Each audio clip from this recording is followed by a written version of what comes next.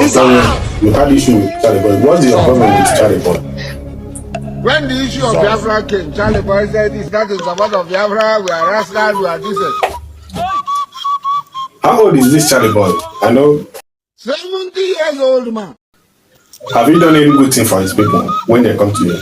Do you used to do something good to them? When their people came, police with horses, with everything, patrol vehicle, were escorting them.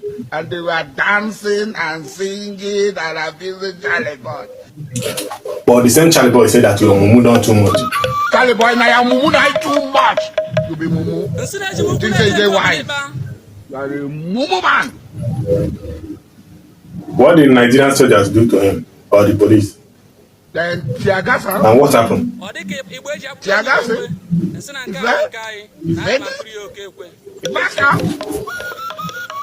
Is Nigeria for us? Nigeria is not for us. How? The earlier we realize this, the earlier every one of you realizes, the better it will be for us. You know, our government is doing everything for us to be like America. Who is America? Don't be small North Korea, they knock America here, knock America there. What America don't do, America will know. What is our government doing with our money? Instead of you to do something for people, they build a military school with our money.